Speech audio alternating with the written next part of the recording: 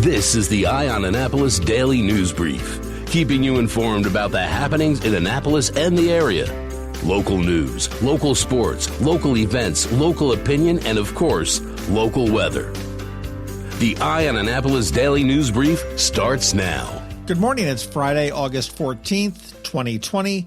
This is John Frenaye, and this is your Eye on Annapolis Daily News Brief. Boy, a letter sent to some non-public schools has caused quite an uproar in the private school community.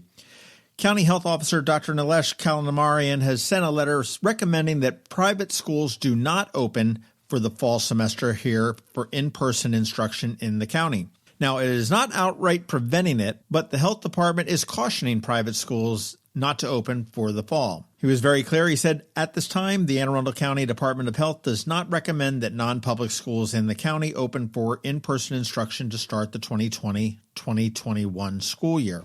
The letter does outline what steps are needed to open up if they decide to do it. It requires the schools to submit a plan to be approved by the health department 14 days prior to the opening of school, and anybody that is already open or is opening in less than 14 days is required to submit their plan by early next week. Now, most of the concern lays with notifications to the health department of within the notifications to the health department of COVID-19 cases, both in the faculty, in the staff, as well as in the student body, as well as effective contact tracing should there be a positive result. While a lot of the parents seem very upset about that, I do know that several of the schools have already sent in their plans.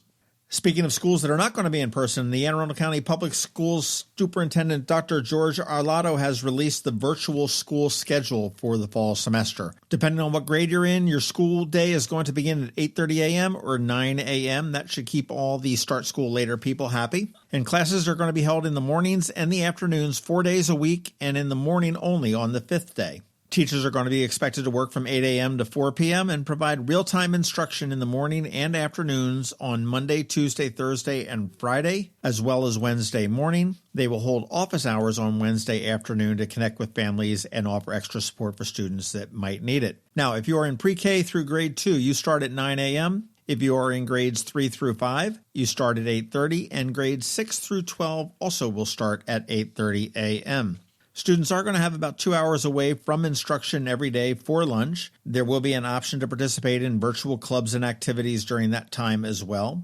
And they do say that each day, time will be reserved at all levels to support the building of relationships and social emotional growth. And I'm not quite sure what that means. That seems to be some kind of school speak for something. Because family circumstances are all different, lessons will be recorded so students may be able to access them after the fact. And they are working on virtual tutoring opportunities, but there's no word on specifically what that is all about. All right, and here's some news from the Anne Arundel County Public Library. And this is a lesson in why we can't have nice things. Due to the way that some staff members have been treated, they've been cursed at, they've been deliberately breathed on, they've been spat at. In addition to being yelled at, the library is going to be modifying their operations a little bit effective on Monday. Those are not the only reasons. Actually, the health department did say they had concerns about virus transmission in staff workrooms because there is not very much space in the buildings, and they asked the libraries to find more space for staff. And they have also had reports of hundreds of incidents where customers are failing to wear face masks and just not doing it. So with all of that said, the library is going to be closing on Monday, and it's going to be operating strictly out of a curbside plus service. Now, what that means is that on Monday the 17th, all 16 library locations are going to be closed for inside business. They are going to increase the hours of curbside pickup and delivery Monday through Thursday from 10 a.m. to noon and then 3 to 6, Friday and Saturday from 10 to noon and 2 to 4, and Sunday from 1 to 5. In addition to the curbside pickup and delivery, they will be offering free wireless printing up to 10 pages with their Smart Alec app. They will have outdoor Wi-Fi at all library branches. Telephone assistance for research, book recommendations, and more is available. Virtual assistance from the Ask a Librarian email service, also social media, and they're going to have their virtual programming as well. Fast forward to September 8th, the libraries will be reopening again for inside use, and that will be by appointment only. You will be able to check out laptops and mobile hotspots. You'll have a website chat for reference help, book recommendations, etc. Virtual assistance from a librarian via Zoom. and they are continuing to offer virtual programming through Zoom and Facebook Live and adding new things every day to make sure that the library is very valuable to the communities they serve. Find out more information, keep up to speed at AACPL.net. And who goes in and yells and breathes at a librarian? Really? All right, and as we wrap it up, back in May, County Executive Stuart Pittman saw a need to help small businesses in the county cope with the costs of keeping their employees and customers safe as they began to reopen. He took $5 million of the County CARES Act funds to do just that. He gave it to the Arundel Economic Development Corporation and told them to dole it out. You had to be a business of less than 50 employees in good standing with the state and the county, and you were able to apply for a grant anywhere from $1 up to $10,000. Now, it is a grant. They do not need to be repaid, but it had to be for expenses associated with keeping employees and customers safe. All told, $5,020,648.72 was distributed. And here are just some fun facts out of the whole thing. The number of companies that received a grant in the county were 791. The average grant was $6,300. The number of grants under $1,000 was 43, or 5.4%. Number of grants for the maximum $10,000 was 190 at 24%. Annapolis businesses represented 171 of them, or 21.6%. 350 women-owned businesses, or 44%. 204 minority-owned businesses at 25%, and 36 veteran-owned businesses at 4%. They did give 74 grants to nonprofits, and the lowest grant amount was only $160.82. Once again, they do not need to be repaid, and it has been such a great boost to the businesses that did receive it. You want to check out eyeonannapolis.net. We do have a complete list of all of the businesses that received it and their amounts. There is a PDF that you can download. And since this was so successful, since it has been exhausted, I am curious as to whether County Executive Pittman is considering possibly renewing this. There is no word on that. But I think with the struggles that the small businesses in the county are going through, that might not be a bad idea to do. All right, that does wrap it up for us today. It is Friday, so I do wish you all a very fantastic weekend. We do have George Young with your local DMV weather forecast coming up, and we do also have a rare Friday rant from me. So you want to make sure you stay tuned for that. If you are someplace you can leave us a rating or a review, do that. Let your friends, family, and colleagues know about us and how to subscribe to us. And then you just need to hang out because we got all that coming up. But here's a quick message from Solar Energy Services. Hello, energy consumers. This is Rick Peters, president of Solar Energy Services. Have you been looking for ways to save money recently? Maybe you should consider solar energy for your home. Or are you waiting for the technology to get cheaper? If so, how long are you going to wait? Today's solar costs less than 20% of what it cost 10 years ago. But while solar prices have declined every year, so have the financial incentives. Bottom line, if you wait for cheaper solar, you're also waiting for lower incentives. Take my home, for example. My solar system was installed in 2010, and it's been paid off for almost 5 years, and I no longer have to buy any electricity for another 15 to 20 years. If I waited for cheaper solar, I'd still be paying an electric bill. At Solar Energy Services, we have thousands of satisfied customers who are sure glad they didn't wait. So what are you waiting for? Sunshine's a wasted. Call us today for a free solar design at 410-923-6090 or on the web at solarsaves.net. Sunshine, sunshine, nothing else can make me feel so fine. Going out? You need the most up-to-date local weather. Here's George Young from DMV Weather in Annapolis with today's forecast. Hey everyone, this is George with DMV Weather, and this is your Eye on Annapolis forecast for Friday, August 14th. Yesterday started out wet across the Annapolis region, but then it worked out to be a fairly nice day in the PM hours, despite a threat of rain and a flood watch for the region, with temps staying in the 80s, which will be the theme for the next several days. More 80s and more daily chances of rain, with rain possibly again turning heavy today and tomorrow, with an ongoing threat of showers and storms extending into Sunday and the early part of next work week. So keep the umbrellas close by, but get out and about this weekend when you can, as we finally get a nice respite from summertime 90s. Okay, that's it for today. This is George Young of DMV Weather.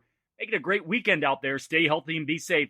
And be sure to get our free app on all of your devices by searching DC MDVA Weather in the Apple or Google App Store. And also follow us on Facebook and Twitter, and use our website each day at dmvweather.com, so you can always stay weather informed. What are we going to do about Mom? What kind of care does Dad need? How much will it cost? Who will take care of them? These are the tough questions that come with aging parents. Bay Village Assisted Living and Memory Care can help. We have the experience and the resources to help you find those answers. To help you gain peace of mind, we can answer the when, the where, the how, and everything in between. Give us a call or stop by for confidential, free assistance. We're here for those conversations, and maybe it's time you were too. Bay Village Assisted Living and Memory Care, a new community designed with Annapolis in mind. Visit our Sales and Information Center at 947 Bay Ridge Road or online at bayvillageassistedliving.com. We know these are hard conversations, and we're here to help when you need us. So many different stories in the news, and everyone has an opinion. Here's ours.